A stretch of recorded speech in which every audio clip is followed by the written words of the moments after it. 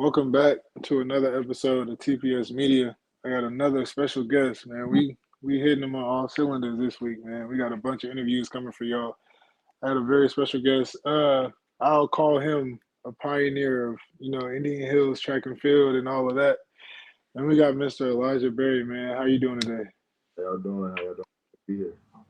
Good, good, bro. So how's everything going down at school, man? How y'all looking? It's actually been pretty good actually. Right now I go to Southern Miss right now, and it's real close to home. I'm around what I'm used to. Made a lot of friends, good teammates. Really excited about the season. So it's just a lot of good things going on right now. I just got used to getting to practice, getting used to the new practices and everything. So I'm really excited about what's going on and what we're trying to build here. Yeah, we're gonna get into how you ended up at Southern Miss later on. All But right. to start it off, tell the people where you from, man. All right, so I'm from Atlanta, Georgia. Born and raised. I went to Charlotte High School in my high school years, and yeah, my mom's from Macon, dad's from Florida, so um, just you could say I'm as local as it gets, with Georgia. Got you. Tell me how like growing up in Atlanta helped you with sports because a lot of athletes come from there. More recently, Anthony Edwards. I want to say Christian Coleman is from around Yeah, there. Christian Yeah, Cole. so that's two major athletes from Atlanta. So get into how like that helped you along with sports on the way growing up. Growing up, my family's always been big on sports. Really don't have a lot of people that just sit and sit on the couch and just do nothing. So I guess being an athlete was already predetermined with me growing up. It was either you play ball or you finna be the black sheep in the family. So I think me just trying out new sports. I played a lot of sports. I played a bunch actually, but just to play a sport, just find your place in the family. That was really my thing. And then with me also being, I went to school in Shiloh, so I was in Gwinnett County. So the Gwinnett County, they have a lot of emphasis on children playing sports, and I guess that was also a major tool in me just being being an athlete. So when did you like figure out? Okay, I'm the best at track. Like when did you solely stick to track? I'm gonna be honest. So I want to say at the time I was playing football, and I think this was my freshman year. Freshman year, I thought I was decent at track. I didn't really think I was like the best, if you could say.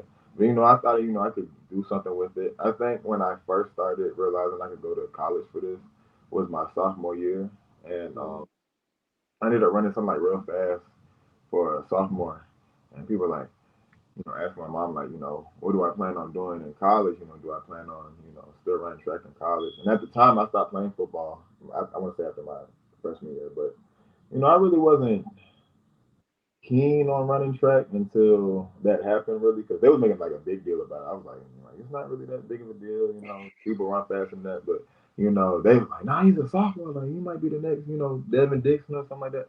So, I want to say after that sophomore year, my summer, I want to say that summer of that sophomore year, that's when I wanted to say I started taking track serious. Like I was like, yeah, I can go to college for this, like for real. Got you. So I'm gonna read off a couple of your accolades, and you can add some because the websites don't be telling all of them from high school. So they gave me. I see you got a state championship, a Yeah. regional champ 3 times, and a district athlete of the year. So after hearing those, tell me how like because I'm pretty sure in high school you were probably like besides the state title, obviously that's a big deal, but like the rest of them, you're probably like, man, I mean it's cool, but like Yeah. talk about how exciting those were and hearing those now. Honestly, I think my biggest accomplishment was the state championship. Honestly, because I would say growing up, we really wanted to. I ran track in middle school, so like us, we would always talk about like winning the state title and sport. And I want to say, I think the first time my high school won state for track, it was 2014. So I was just getting familiar with Charlotte High School because I came out of another middle school at one point. So I was just getting familiar, and they was making a real big deal about that state title. So I think just growing up and being a freshman and stuff like with all my peers and stuff, we really wanted to create like a sense of uh, entitlement to that state title. You know, we wanted to put another year on the banner. So just like watching like all of it, you know, happen my senior year, you know, my last year, and just watching like all my friends be with me in that moment, that was really my biggest accomplishment. Like I would repeat that as many times if I wanted to.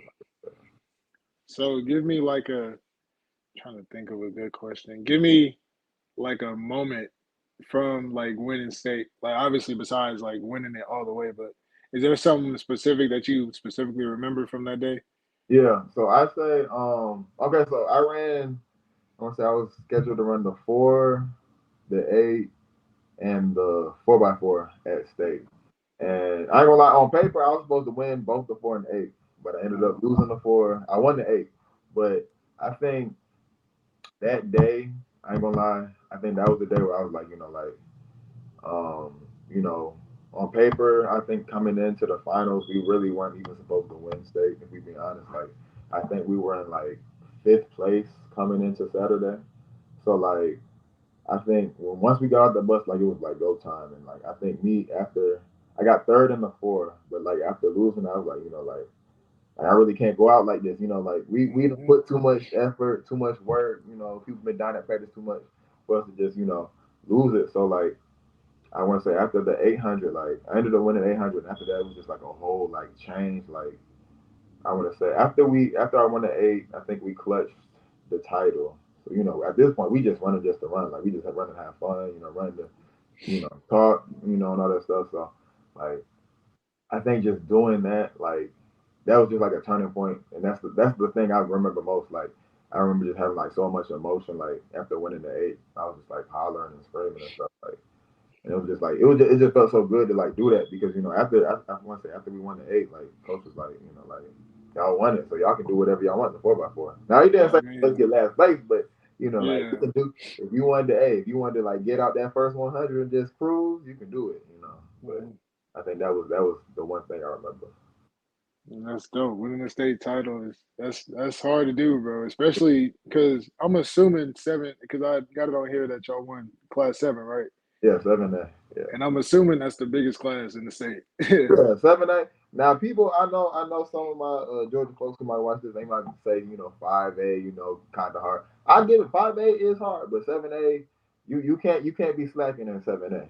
Hmm. You can have someone come out of nowhere, run a 46 low out of 7A, and whole time they was running like 47 high or something, but they pop off that 46, it's over with. On So me.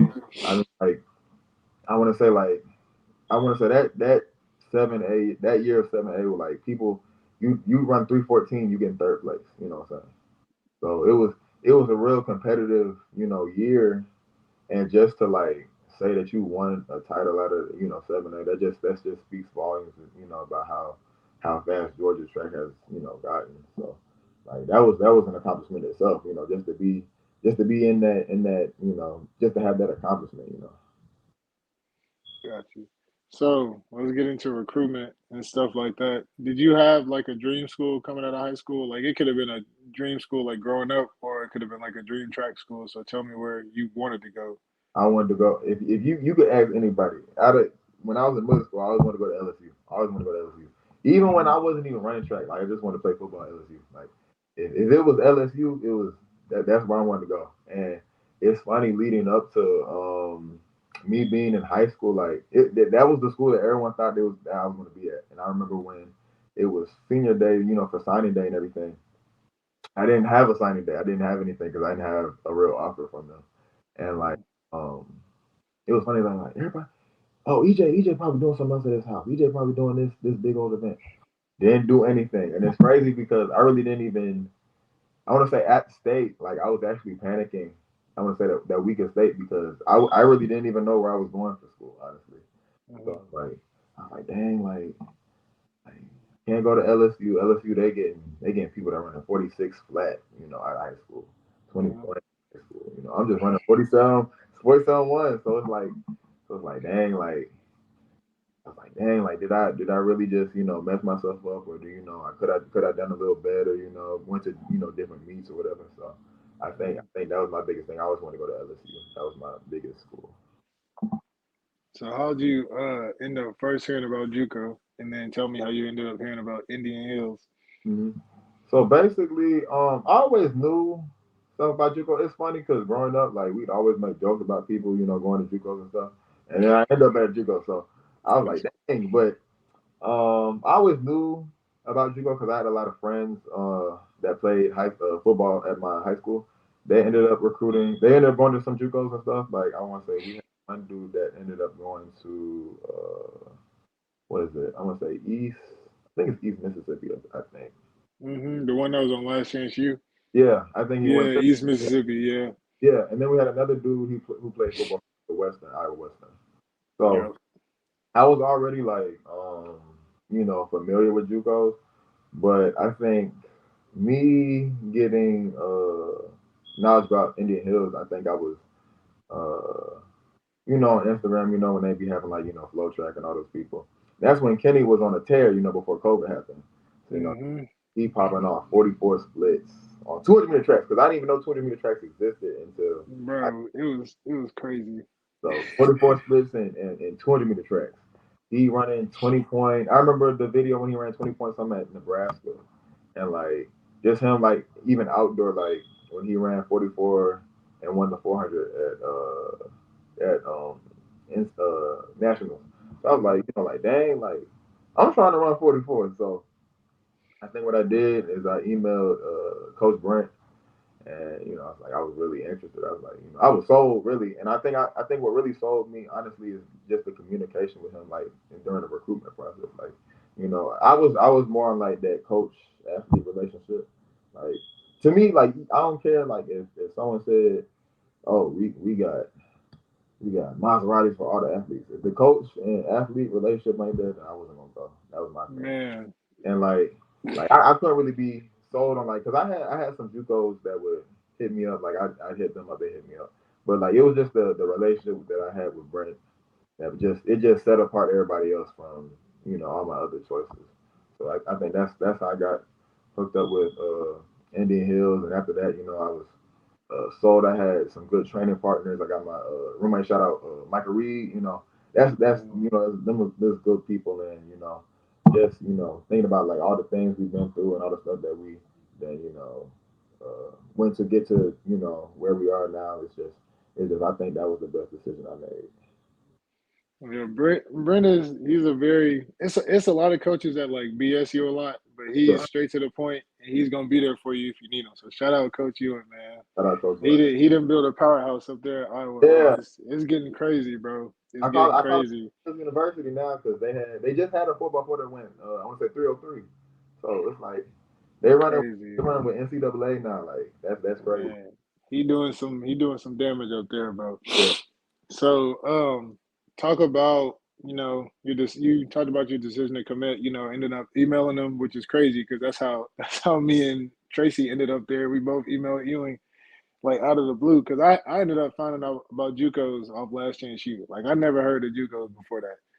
So that's how a lot of people ended up there. That's how a couple of us ended up there before y'all. Yeah. So getting getting to Iowa, what was if you can give me one word looking back at it now, what was one word when you got out the car or off the plane when you got to Iowa when you got there? You was probably like, "What in the world?" So give me your description of Iowa when you first And got off the plane or the car. man, as soon as I got off the plane, cold. Like as soon as I got off the plane, like I'm used to like 80, 90 degrees. I think when we moved Mm, in, me and my parents drove whatever. And while I was going up to Iowa, it increasingly like got colder. So like I'm gonna say we got when I started moving in, I want to say it's like a Saturday or something like that. It was like 8 o'clock in the morning. I'm over expecting like it to be like 80 degrees at least. Cause mind you, this is August. It's 60 hmm degrees outside. I'm like, what? Like It's that's crazy. crazy. And then like I want to say like it took me like I want to say like it. I think it took me like the rest of August to like actually get used to the weather. Like Mhm. I was still trying to prepare for the winter, but like just getting used to their version of like fall and stuff like that. Like no, like I think I was wearing a jacket for like most of August and I want to say like a little good portion of like September. So like I was like I really wasn't. I want to say I wasn't sold on the fact that it was so cold because I want to say when I went on a visit to Indian Hills and Mhm. I think it was like 80, 78, you know. So it wasn't like too cold, but it wasn't like, hey, you know, we can just, you know, take our shirt off and practice something like that. But it wasn't like how I thought it was gonna be. Like I'm over here getting out the car, it's 60 degrees in August. Like that's crazy. So since you brought up weather, like tell the people, a lot of people don't know or ain't been to Iowa. Tell the people how bad and how treacherous the winters are. Because I remember the most thing I remember was it would be It was one day we had class, bro. They Yeah, canceled class. It wasn't 1 ounce of snow or ice on the ground. It was that cold. I think the wind chill was like -40. yeah. So give me like your winter story and being in Ottumwa, Iowa. You gotta have one. Okay, so this I'll give you. I'm gonna give you two. So the first Mm-hmm. one is I remember the first time that snowed in Iowa. This is the first time it snowed, and you know a lot of people. You know we have a lot of people. You know athletes that are from like Florida, Texas. So all of this is like the first time we seen like some real snow. So we all went out. You know we had fun making snow angels. You know throwing snowballs. You know going sled and stuff like that. And I'll say we did that for like the first day. The second day we did not go outside. Like I'm talking about like dreading to go outside. Like I remember one time, I think it snowed that Thursday. No one wanted to go to class on Friday. No one wanted to leave the dorm on Friday. I remember specifically one time I want to say like everyone said that we were just going to stay inside the dorm. Everyone was going to go to like trustee and like watch a movie or something like that. And we wasn't outside. So like that, and then another story is like I remember one time. This is the crazy part. I think this was in March or February. I think coach ended up shoveling the snow from the net center. You know that little driveway, whatever. Yeah, We were doing like 300s on that road. So he literally, I kid you not. I remember one time I went to go get treatment one time, and I'm watching like coach like start, trying to clear the road and stuff so we could run through it. Mind you, there's already snow, from the snowplows and stuff that they already stacked the snow high, like it's like walls of snow. crazy. So like literally when we get to practice and stuff, we're literally running like in walls of snow. Like it's like a little trench that we're running through. And like I could not stand like I remember like just waking up and be like, it's 20 degrees outside. We outside. Like, Hmm. 20 degrees outside, we outside. Like if you told me to do something like that now, I would look at you crazy. But like just outside in 30-degree weather, throwing like three things of pants, four things of like shirts and jackets, and we running fast outside. Like Full workout. you That's told me that. that when I was like 17, 16, something like that. I would just look at you crazy. On me, that he did the same thing with us. It was a couple practices, bro. He had to literally. We would go to the high school, and he'd be all right. I'm gonna go up there now, but y'all need to be there in an hour. But we'll Yeah, get there. He'll have 2 lanes shoveled, either on the inside or the outside. And be like, all right, start warming up. I'm like, what in the world? Because that's the first time I've ever warmed up like outside in that cold. Like I'm like, bro, there's no way you think I'm gonna work out. He was like, I remember the first time I said that, he was like, yeah, you can do this or go home. I said, you're yeah, right, and I got on that line. yeah. So give me your like welcome to college workout or welcome to college moment. Welcome to college moment. It doesn't have to be track related, or does it It have to be? don't got to be calculated. It can be academics. It could be something else. Just give me something. That's on camera. Okay, okay, bet. So I say my first welcome to college moment, I think was the first party that I went to. And mind you, like I'm gonna be honest, I'm gonna be straight. When I went to college first semester, I was not worried about school. I kid you not. This is how I That's knew. how it be. That's how it be. This is how I knew JUCO was for me. Because if I went to anywhere else, I would Hmm. fail. I would flunked out. Yep. Literally, I kid you not. Like I think the first party we went to, mind you, like people come in here, we haven't done no work. Work due on Saturday. We still ain't done with no work. I think we was out there outside to like 3, 4 in the morning at this party or whatever. And I was having fun. Like I was having fun, doing everything I wanted to do, stuff like that. Not even doing no work, but just to have like that level of freedom. Because my parents trusted me and stuff like that, so they still had me like do stuff.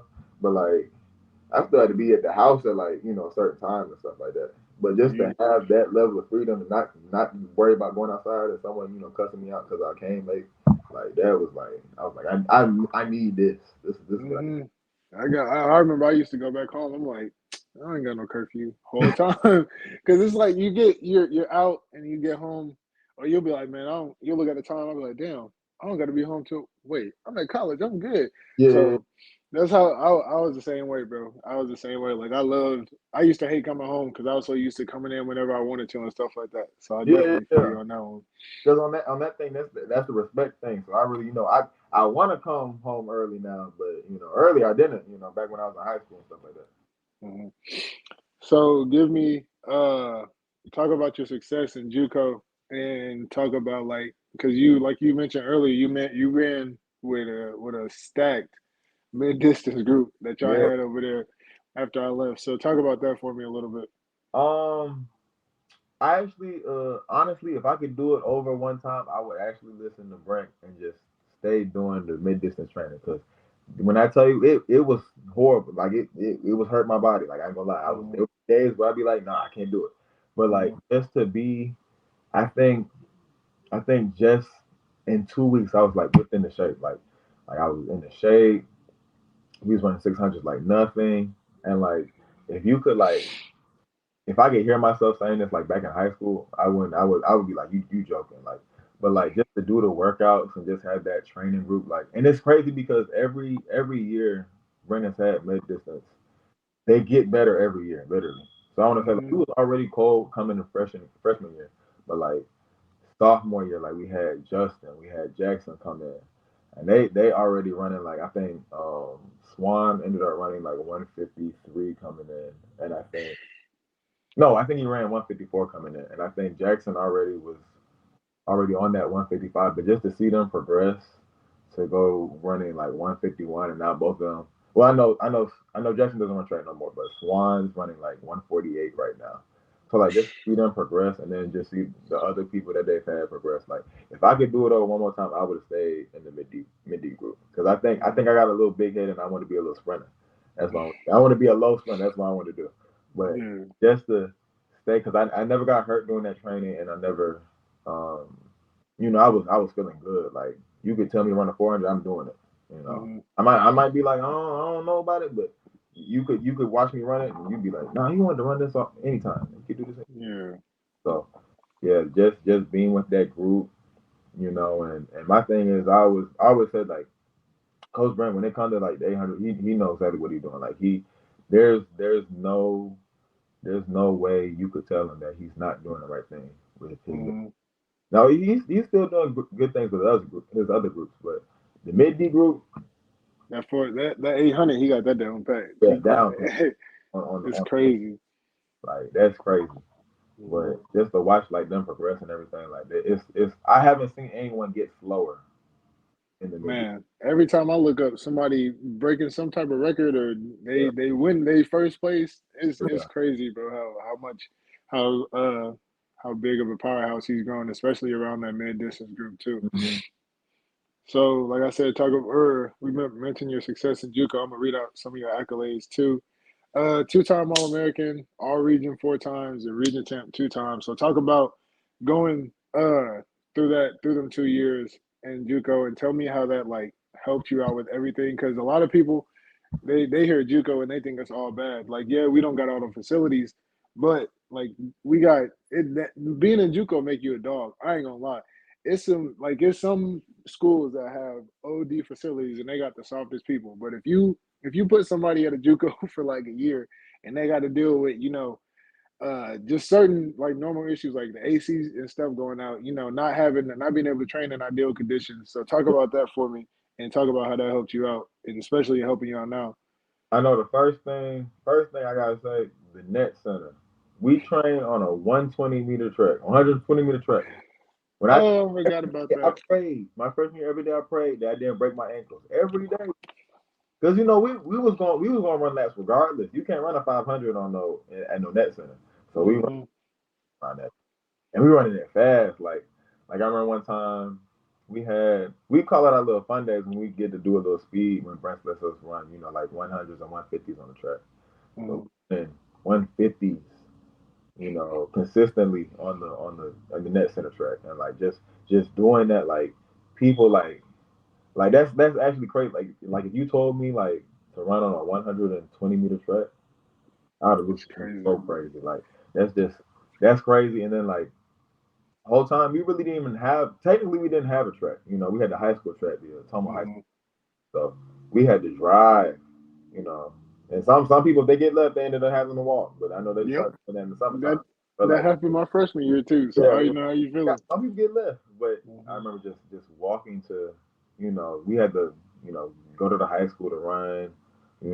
Sometimes we would go to like the little park before you get to the bridge and we run on that little trail, do our little mileage and stuff like that. And it gets worse once it gets colder because you really can't access a lot of that stuff. So just to do that and then just to perform how we perform, like I think we were running for an example, like Iowa Western, they have a whole football indoor facility. We don't even have that. And I remember Mhm. it was. I ain't gonna lie. I know you went to Western, but we were beating up on y'all a little bit. We were beating Hey, up on y'all a little hey, bit. I went to both. I ain't gonna play no side right now. But yeah, just to have like even with and it's just with other people like other JUCOs like with other people like some people don't have tracks, some people don't have facilities like that, but they're still like going hard. Like I tell people all the time, like people always want to hate on JUCO, but would you even make it to a national final? You know what I'm saying? We got people running Man. 44. You know what I'm saying? People running 302s.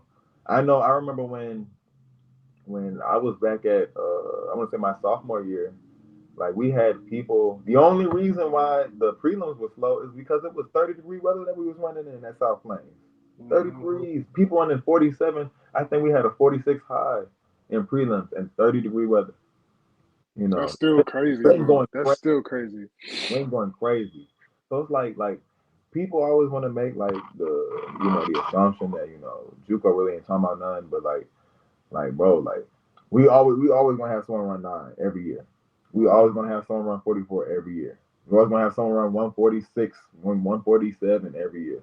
So it's like I always tell people like before you count out JUCO, ask yourself, would you make a final in JUCO now? Do your research. Yeah, do Do your your research. homework. Hey, I don't know what meets they've been looking at. They must have been looking at like Ozark, Lakers, something community college, something like that. Back in like Oregon or something like that. I don't know Man, what JUCO they looking at. But they don't be looking at them because I know when I was in it was the hardest conference or the hardest region, excuse me, was Kansas. hmm And then the second one was ours, was Iowa. So I know in Kansas you had Coffeyville, Butler, Barton. You had I'm forgetting some names, but those are the top three off rip right there. yeah, And then Iowa, you had Hills, Iowa Western, and Iowa Central. hmm So out of those six right there, half half of every event is going to be one of those six schools. Like, yeah, and it's ridiculous how talented those two conferences are. hmm So you, like I said, you went there, you had the success in JUCO. Talk about your recruiting and how did that go for you coming out of your sophomore year? So really, honestly, I think with my my recruiting coming out of sophomore year, I was really trying to find like a program that was similar to my JUCO because my thing is I like to be around small groups. I like to be around coach, soak up the knowledge and stuff like that because I don't really want to you know be left out because with some of these schools they have a lot of big groups, but some people get left out. Some people ain't I want to say get the attention they need, but like some people like, oh, you run this time, I'm gonna focus on my people running 45. The whole time you could Mm-hmm. be coaching up the person that run like 46, and the whole time he dropping 44. Just off of that training. Because some people train different. Some people react to different training. Better than some people. So whole time you leaving that person out. That could be your 44, 43. On a relay leg, but you just focusing on people that finna run 45 for the rest of the time in that school. So I just wanted to find a place where I could be benefited from being in a small group, having I wouldn't say coach in my ear all the time, but just to have that level of attention and be able to focus on what I need to do and stuff like that. So I think that's what I was that was my main blueprint in trying to find a new school. And I think after like having conversations with a lot of coaches and stuff, I ended up choosing OSU. For going from my junior and senior year. So. So get into that one. And when did you have, like I asked you about your welcome to college moment, Now I'm not gonna ask you about welcome to the big leagues because JUCO some JUCOs is like that I consider them big leagues. There's some JUCOs that's better than D1s. Yeah. But give me like your welcome to Power Five type moment. Okay, bet. So I guess I want to say my welcome to Power Five moment was Texas Relays. Texas Relays was Mm, my thing is if you can't run fast at Texas Relays, you can't run fast nowhere.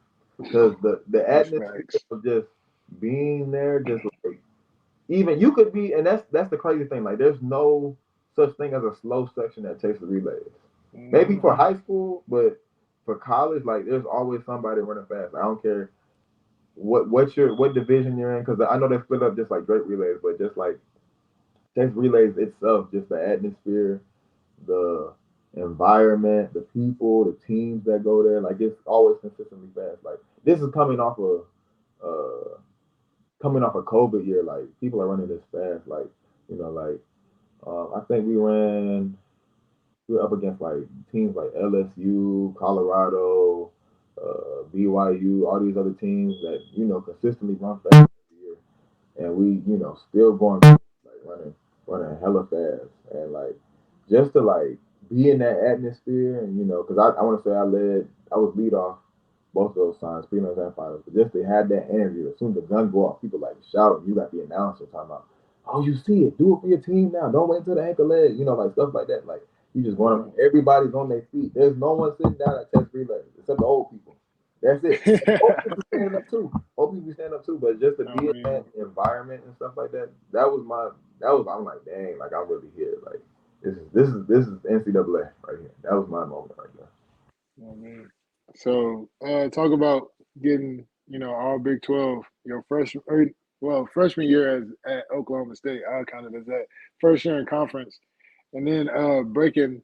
Correct me if I'm wrong. Y'all broke the record, school record in the 4x4. Yeah. So get into those two moments for me and talk about how impactful those were in your career at Oklahoma State. I think getting Big 12 my first year, I wouldn't say it was uh well, I mean I could say that. I would say I expected to do that. I think the way I did it was more of an accomplishment itself. Coming in my first year, I was really having like a lot of troubles trying to get used to I want to say competing, I guess, because I'm more of an athlete that once you start, you know, running me into like certain events, I start to like get better as I go. And like I think my freshman year, all indoor, I was running the 600. And for me, the 600 is fine, like as an event for me. But the way I run it, it's more like a hit and miss. So I can run like a 600 one time, and I'll give you a fast time. Or if I run it one time, if I keep consistently running it, it's gonna be a little iffy, Because for me, it's like I'm gonna just run. I ain't gonna run. No, I don't have no strategy. I'm gonna just get out and go. Mm-hmm. That's how I run the 600. But I want to say I want to say getting Big 12s at um at that specific year, that was an accomplishment because I think I got the world best put on my head. I think someone ran like 105 or 106 at that meet, the 600 yard. So I Mm-hmm. think I ran like 109 too. But I'm like, dang, like I just got the world record dropped in my head. Like that's kind of crazy. Like you don't get that a lot. Some people see I world records. mean, I got it dropped on me. So like just to have like just to be, I think that was the fastest 600 yard in Big 12 history. Like just to be in that race and stuff and just experience that, just like that's kind of crazy. A lot of people don't experience that, and even though it was in my experience, a lot of people wouldn't want to experience that, but like just to have like that experience, just to have come out with a PR, come out with Big 12 honors and stuff like that, get some points for your team. That really made me feel good about everything and then outdoor and what's next. So so talk. You do all that freshman. You have your all Big 12. Y'all break the school record and things like that. You ended up deciding to transfer. Get in whatever you feel like getting into. It might be some stuff you don't want to talk about, but get into like the shorter version of your decision that led you to transfer. well, basically, I was already graduating. I was like graduated this summer, and it was nothing against my training group or anything. I think it was just like the front office, basically. I was just trying to get, because contract for my scholarship ended after I graduated, basically. So I was just trying to get some stuff paid for and everything. And it wasn't going through. So I just ended up trying to do what's best for me, and ended up transferring. But I mean, it's all love, with my training group. I have nothing against them. I really wish the best for them. I really shout out DJ. He's come back running 46:15. So I'm really excited to see what he does. He'll be in the Western Regional, so really excited to see him at nationals and stuff like that. And I really want the 4x4 to make nationals too.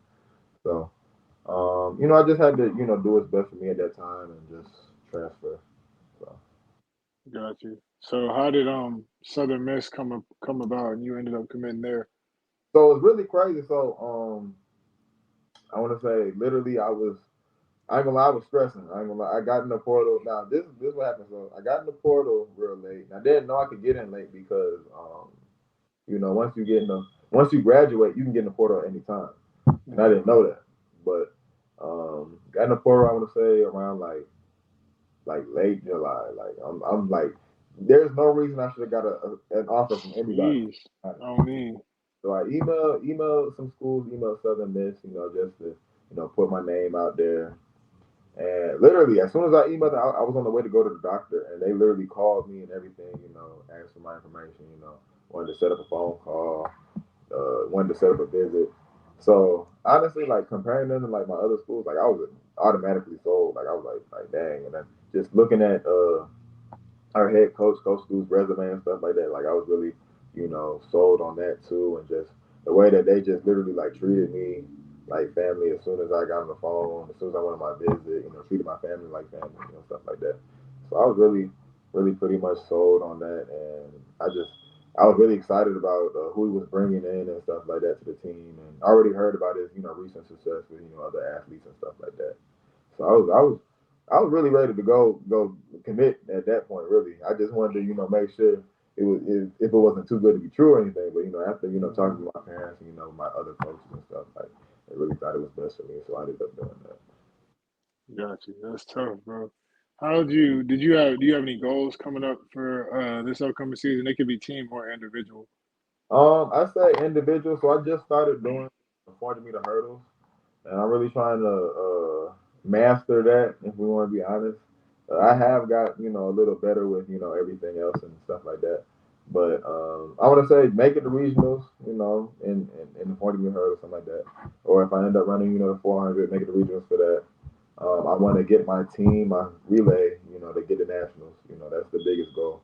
Trying to get up there, knock some big names off. um, I'm really very excited about this group. I think all we need to do is stay healthy. We really compete during practice, and we're really accountable with each other even during practice. Like if someone's BSing during practice, we really get on them.